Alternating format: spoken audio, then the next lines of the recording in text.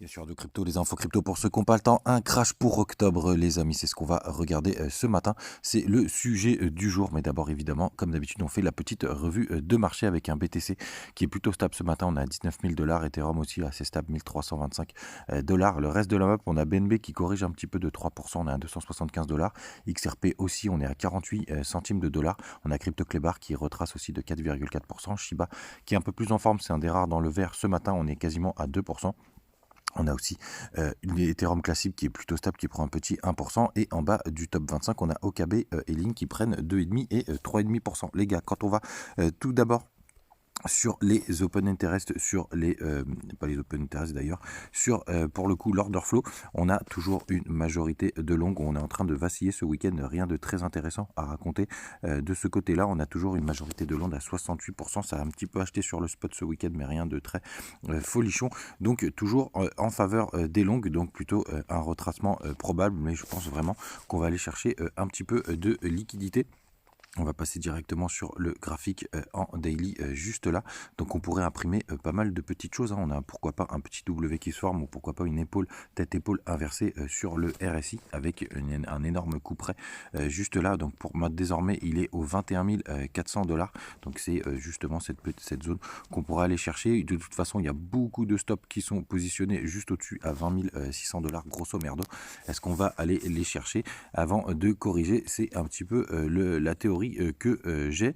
Alors pourquoi je vous parle de ce fameux mois d'octobre et de ce crash en octobre? Tout simplement, vous avez cet article sur Investing, hein, où je récupère pas mal d'informations. Donc vous avez pas mal de choses du côté d'une tempête sur cet automne, mais aussi justement cet article qui parle de tous les crashs qu'on a connus au mois d'octobre, notamment du côté du Black Money en 1987, la crise des années 1929, hein, c'était il y a quelques années maintenant, mais c'est connu même pour nous qui sommes des petits jeunes. Et vu aussi, vous avez eu le gros crash de 2008 avec les subprimes qui a eu lieu le 15 octobre. Et pourquoi j'y pense? Tout simplement, les gars, parce que je trouve qu'on pourrait avoir vraiment, du côté de la macroéconomie, quelque chose qui pourrait vraiment nous tomber dessus, là, puisqu'on est quand même sur un mode vraiment dégradé en ce moment.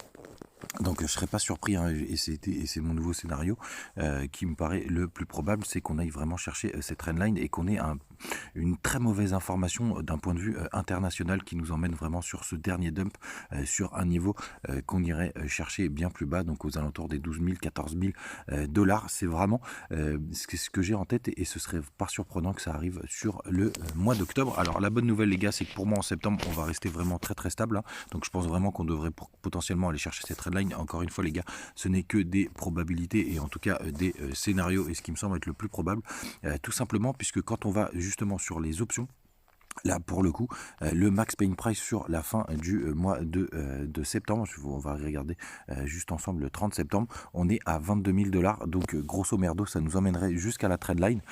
Et puis, pourquoi pas, derrière, sur octobre, avoir un crash un peu plus violent. Et aussi, je vais coupler ça avec le Crypto Fear and Greed, tout simplement parce que je trouve qu'il est quand même assez élevé, même si on est toujours dans l'extrême peur.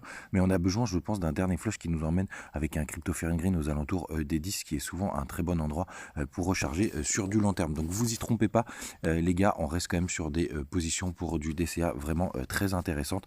Si vous êtes déjà pas mal exposé pour le coup, moi je garde vraiment un peu de cash si jamais on descend bien plus bas.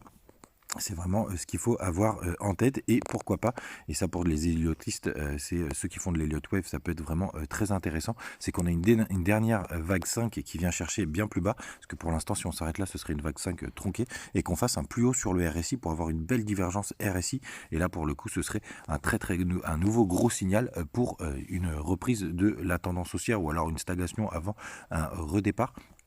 Mais les gars, faites vraiment, vraiment attention, hein. Il y a quand même beaucoup de signaux bullish qui se sont activés, hein. Je les oublie pas. C'est pour ça d'ailleurs que je suis rentré assez fort aux alentours des 18 550 dollars, hein, je vous l'avais dit.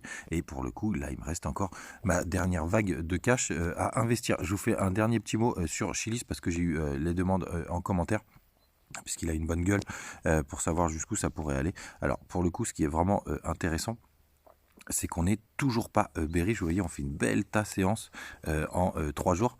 Donc ça, c'est plutôt pas mal. On va passer en weekly pour voir jusqu'où on pourrait aller. Mais pour le coup, la target des 0,60, moi, elle me paraît vraiment possible. Donc ça ferait un x2. Par contre, est-ce que je rentrerai là-dessus? Non, les gars. On est déjà à x3 depuis le point bas à 0,8 centimes. Donc pour le coup, les gars, Pour moi, Chiliz, soit on est dedans, soit on l'est pas. Donc moi, je suis dedans, donc je suis assez content. J'espère que ça partira assez haut et il faudra peut-être prendre des profits pendant la Coupe du Monde. Je finis sur mon Twitter. N'hésitez pas à rejoindre le BitGet et nous rejoindre aussi sur le Telegram pour discuter. On partage nos setups, nos techniques de trading, etc. Et surtout, je voulais vous montrer ça. J'ai trouvé ça assez ouf. C'est la Binance justement qui fait une grosse pub sur le Burj Khalifa c'est Dubaï ou Abu Dhabi, je me souviens jamais, à Dubaï. Pour le coup, donc ils sont complètement malades. Et alors attendez, il y a cette petite image qui m'a fait marrer aussi. C'est qu'ils ont mis le Binance Coin, donc le BNB, juste au-dessus du Bitcoin. Là, vous voyez sur cette image, ça m'a fait un petit peu marrer. Voilà les gars, je vous souhaite un très très bon dimanche à tous. On se retrouve très vite et n'hésitez pas à me laisser vos petits commentaires pour me dire ce que vous pensez de ce fameux potentiel crash d'octobre. Et n'oubliez pas les gars, ça reste que des probabilités, des scénarios. Il faut être prêt à toutes les éventualités. Il faut être prêt si jamais on s'est complètement planté. À demain.